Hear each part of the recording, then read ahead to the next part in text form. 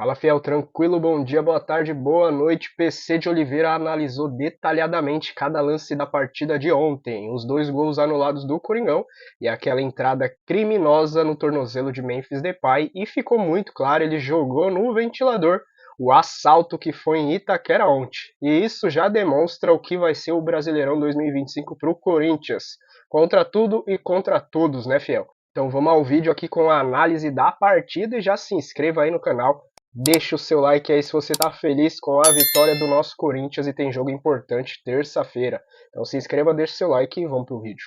Começa pelo gol anulado do Corinthians. Olha só, o gol do Memphis é uma jogada. Só pedir para dar uma paradinha, por favor, se a gente puder travar a imagem. Só explicar, Barreto, porque por uma questão de direitos, nós não temos a jogada toda. Certo. Nós estamos mostrando aqui aquilo que nós recebemos da emissora que transmitiu a partida. A gente só mostrou na câmera 1 o gol, a jogada já partindo lá da ponta esquerda, e depois o VAR recomenda a revisão, mostrando a infração de impedimento do Yuri Alberto no início da jogada. No momento que a bola é chutada lá pelo goleiro, a posição aqui do Yuri Alberto claramente uma posição de impedimento. Certo. E ele só pode ser punido se ele receber a bola diretamente do companheiro ou se for uma jogada, um passe deliberado da defesa. E o que eu quero chamar a atenção aí para essa ação do Piton? Essa ação dele não caracteriza uma nova origem. Mesmo ele tocando na bola ali, né, com a coxa ali, muito próximo do joelho, ela não caracteriza mesmo a origem, porque ele não teve o controle da bola, porque ele foi acossado pelo Memphis. Estava numa disputa ali. Numa disputa com o Memphis. Então ele não teve o controle total da bola. E os instrutores até falam assim, a gente tem que avaliar. Ele fez o que ele quis, ou ele fez o que ele pôde? Ele fez o que pôde, porque ele estava, olha só, ele foi atrapalhado pelo Memphis. Antes dele chegar até a bola, ele tem uma ação, olha só como ele é desequilibrado. E para mim, eu vejo como falta, mas é discutível, porque ele olha para o corpo do Piton e vai em cima do corpo dele, enfim. É isso. Já no campo de jogo, muito provavelmente o Daronco deve ter chamado a atenção do assistente que o toque tinha sido da defesa, porque o assistente não tinha dúvida daquela posição do Yuri Alberto. Muito provavelmente no trabalho de equipe eles devem ter percebido que o toque foi do Piton, deram sequência no jogo, mas esqueceram de avaliar a ação do Piton, que não é uma ação de nova origem e sim é um desvio. Mas para mim, aonde está o erro da anulação desse gol? Volto a repetir que a gente não tem a imagem completa da jogada por uma questão de direitos. Mas olha só, o Yuri Alberto, ele domina a bola aqui no meio campo, a gente pode soltar o momento que ele domina a bola, aí só dá uma paradinha aqui, por favor, se puder voltar lá, paramos aqui. Nós não temos a imagem completa, mas eu vou descrever o que aconteceu no jogo. Não foi a partir desse momento aqui que iniciou a fase de ataque para sair o gol do Corinthians. Ele tem a posse de bola, e o Yuri Alberto, ele saiu dominando a bola, ele volta para a intermediária, ele chegou a ultrapassar a linha do meio campo.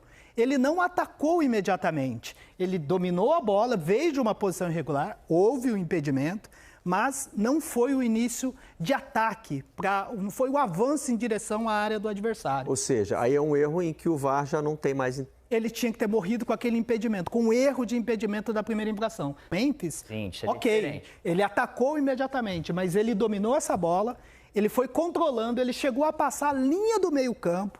O Corinthians, lá próximo da linha lateral, teve uma posse longa de bola, troca de passe, demorou, ficou tocando passe de um lado para o outro, de um lado para o outro. Só depois, lá na câmera 1, agora a gente pode seguir, só depois de toda essa ação do Yuri Alberto, que a gente vai ver, se a gente puder voltar lá no início do vídeo, aí é que o Corinthians começa a atacar. Essa jogada aí. Naquele momento que tem esse toque, olha só. Antes de chegar aí, a bola passou pelo campo do Corinthians, foi trabalhada, permitiu a recomposição do Vasco. Exatamente, ele veio com essa bola dominada, lá daquela posição de impedimento, controlando a bola, foi lá no meio campo. E antes desse ataque do Corinthians, ainda teve uma posse longa, uma troca de passes longa do Vasco, para só depois partir para o ataque. Portanto, houve um impedimento na origem, mas não foi o início ali da fase de ataque, o momento que o Corinthians... Porque a fase de ataque é um conceito de leitura de jogo, que o árbitro e o VAR devem fazer. E não foi naquele momento que o Corinthians atacou. Me lembra, inclusive, o gol anulado do Vasco contra o Palmeiras em 2023,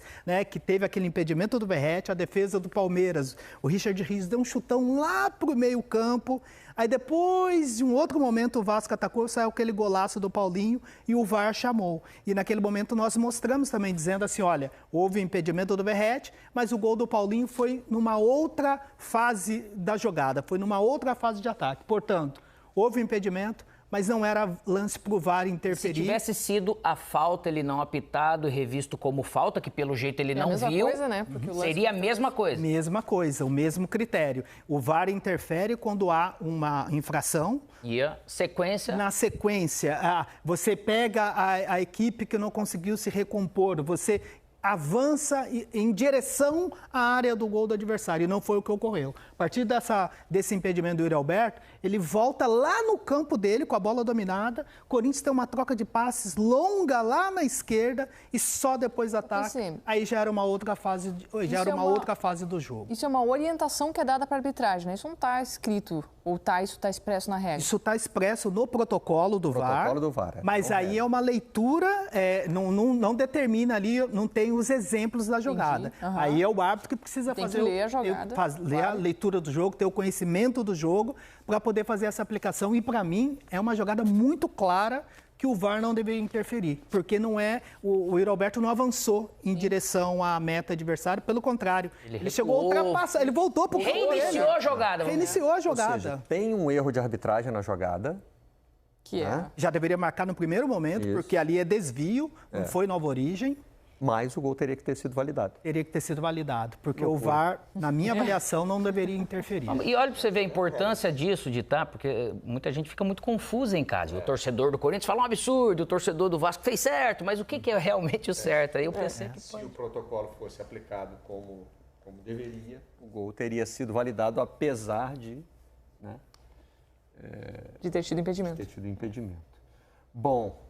teve a anulação também do terceiro gol do Corinthians, falta do Matheus Bidu no Puma Rodrigues, nesse aí tudo certo? Esse tudo certo, um contato ali que muitas vezes no campo é difícil de observar, a gente vai rodar a imagem aqui, mas um detalhe, o Matheus Bidu, mesmo não querendo, mesmo sem a intenção, ele é imprudente, porque ele toca, olha só, e essa imagem fechada a gente percebe que é na passagem do Puma, a hora que vai passar, mesmo sem a intenção, né, o Puma vai se deslocar para tentar fazer a marcação e aí tem esse toque, que não é intencional, mas a regra não fala em intenção, fala em imprudência, que é a falta de atenção, a falta de atenção no momento de disputar a bola. E aí ele impede, inclusive, o marcador Puma, dele, né? O Puma de prosseguir na jogada, mas de tentar isso é fundamental, né? Mesmo se o Puma estivesse fora da jogada, tem uma falta, precisa ser marcada. Sim, uma falta claríssima. Mesmo que o Puma não estivesse disputando a bola. Isso. Se é uma falta clara ali na jogada do gol, que está interferindo ali no gol, aí o VAR precisa interferir. Ali é muito claro que é uma ação que, inclusive, impede o Puma Rodrigues de seguir na jogada para tentar fazer a marcação. É a falta por imprudência, sem querer, mas que também é falta, que é a chamada imprudência. E, mais uma vez, o Daronco precisou da ação do VAR para entender a jogada, né? É isso, precisou da atuação do VAR, uma jogada que ele... para ele ver também, né? Ele está até aberto lá na diagonal, mas com alguns jogadores e na velocidade é um toque ali, na passada ali, e ele precisa ver esse toque para poder marcar, mas aí o VAR agiu corretamente. Teve mais um lance que eu acho que a arbitragem errou, no primeiro tempo. Qual lance? Num pisão no pé, tornozelo, acho que foi até do Piton do Memphis. Perto da grande área. Isso. E na hora, ele não deu a falta, eu falei, beleza, caiu. Aí o Memphis, ele ficou no chão. A hora que mostram a câmera de frente, foi um pisão realmente... Uma falta, né? Isso daí. Uma falta clara que, inclusive, na entrevista coletiva pós-jogo, o Memphis, inclusive, sugeriu que era uma falta para cartão vermelho, mas na minha avaliação não. Foi com temeridade. Ele até postou já uma foto, está nas redes sociais, de como ficou o tornozelo dele. Foi uma falta muito clara, passível de cartão amarelo, mas que no campo de jogo o Daronco não observou. E quero deixar aqui o nome de cada novo inscrito que chegou agora aqui no canal. Seja bem-vindo à família Fala Fiel, e você que não é inscrito, já se inscreva aí no canal. Deixa o seu like se você gostou desse vídeo e vamos Corinthians! Até o próximo vídeo, valeu!